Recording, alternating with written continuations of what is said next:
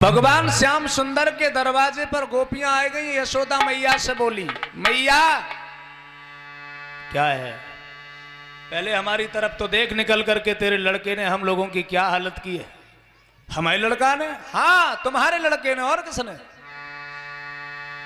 फटे फटाए कपड़े दिखाने लगी। ओरी मैया तेरो लालारी जाने घेरो मोई डगरिया में, जब चंदा छिपो बदरिया में।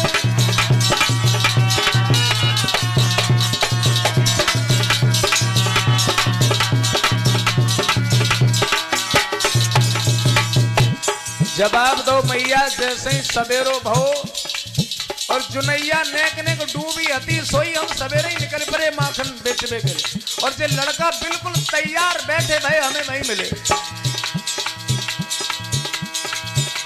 ओ मैया तेरो लालारी जाने घेरो मोई डगरिया ने, जब चंदा छिपो बदरिया में।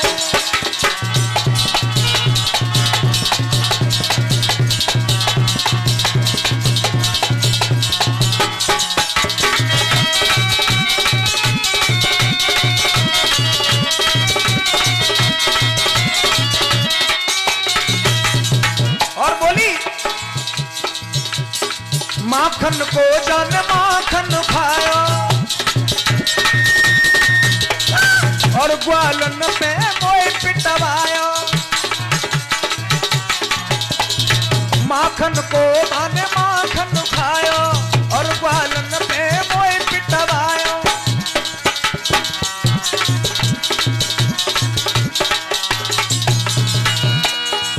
जाने भारी गई कोरी साड़ी और काठो माता अंगुरिया ने, जब चंदा छिपो बदरिया में।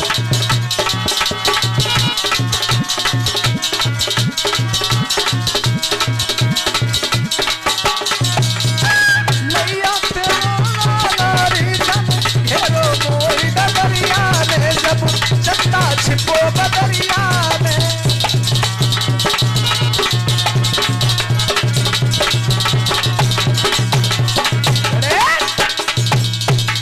जैसे ही गोपियां शिकायत लेकर पहुंची, मैया तेरे लड़का ने तो हमारा बहुत बड़ा नुकसान कर दिया। अब बताओ हम अपने घर कैसे लौट के जाएं? अगर हम घर जाएंगे तो हमारी सास हमें बड़ा डांटेंगी। यशोदा मैया देख रही थी तुम, अभी मैंने थोड़ी देर पहले बताया था, ये लड़कियां इतनी खराब हैं, हमने इनका बिल्कुल नुकसान नहीं किया। और मैं तो सुबह से कहीं गया नहीं हूं। कन्हैया बोले, मैया ओरी मैया जा गुजरिया करी बहानो आई है, और नए फारी मैंने चूनरी फरवाए के लाई है।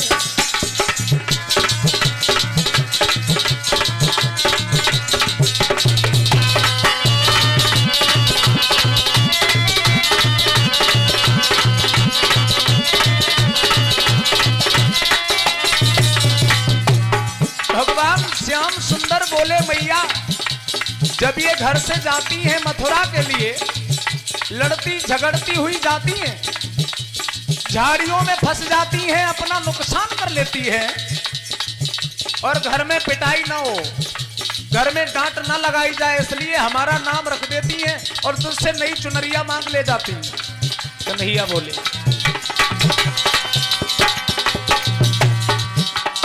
मैया जा गुजरिया करी बहानो आई है,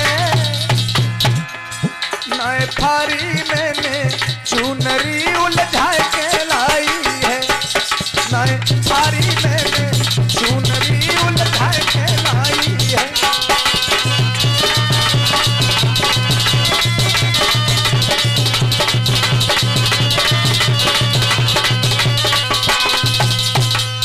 भगवान श्याम सुंदर बहानेबाजी करने लगे। यशोदा मैया समझ गई कुछ न कुछ तो चक्कर है।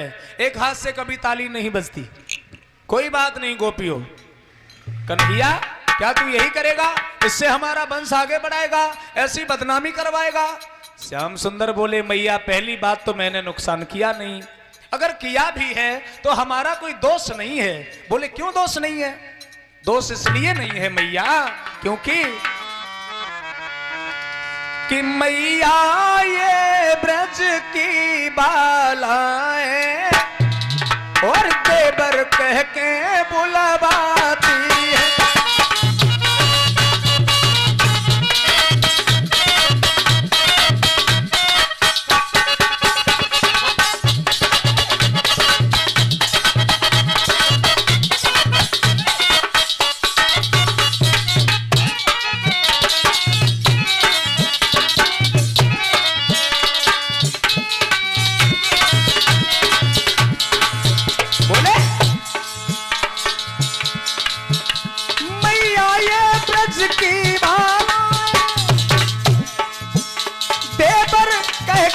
बुलवाती है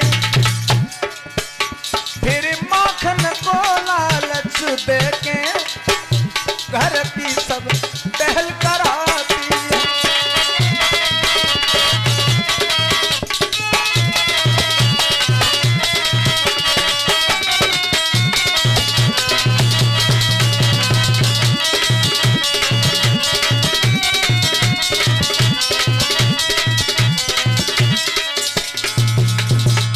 ऐसी लड़कियां हैं जो घरे बुलाए लेती हैं और बुलाए के बाद में सब काम करवाती, शानी लगवाती, कपड़ा धुलवाती, गोबर उड़वाती, सब काम करवाती मैया। और बाकी बाद में अगर हम जगह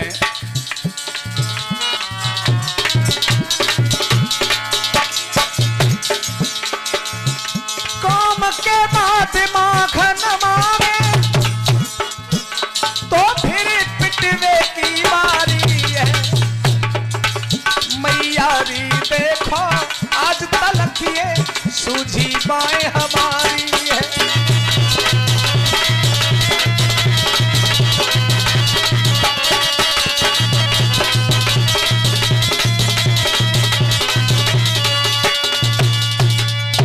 भगवान श्याम सुंदर बोले मैया मैं क्या करूं, ये तो हमें बुला के ले जाती हैं अपने घर पर। यशोदा मैया समझ गई, यशोदा मैया भी मुस्कुराने लगी।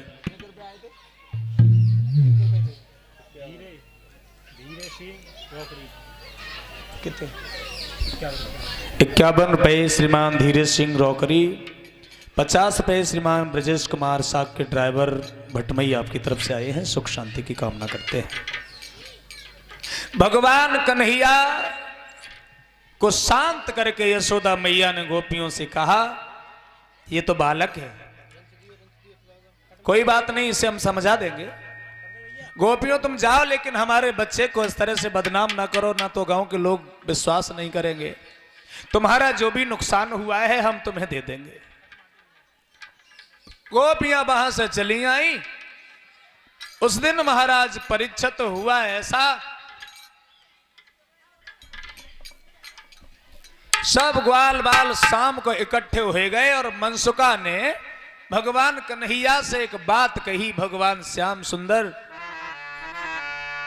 हम लोग रोज पकड़ जाते हैं, ये अच्छी बात नहीं है, और ऐसे ही पकड़ते रहोगे तो लोग चोर घोषित कर देंगे। इसलिए पहले एक काम करो, चोरी करना सीखो। मनसुका भगवान कन्हैया से बोला कि मनसुका दही भी खाता है और बातें खूब बनाता है, लाला चोरी का करना तो घर से ही सीखा जाता है।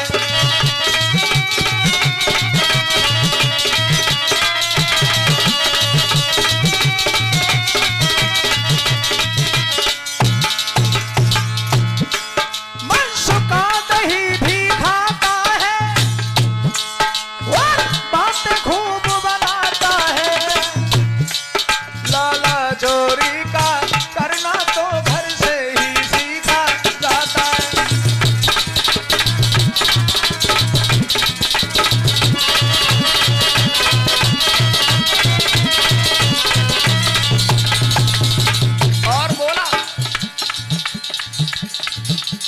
से हम तेरे मंडल में नहीं रहेंगे। कन्हैया बोले देख भैया बात ये नहीं है, मन सुख वो रस नहीं मिलता है इस घर के माल उड़ाने में, जो रस गोरस में मिलता है ललिता के गुल से गाने में।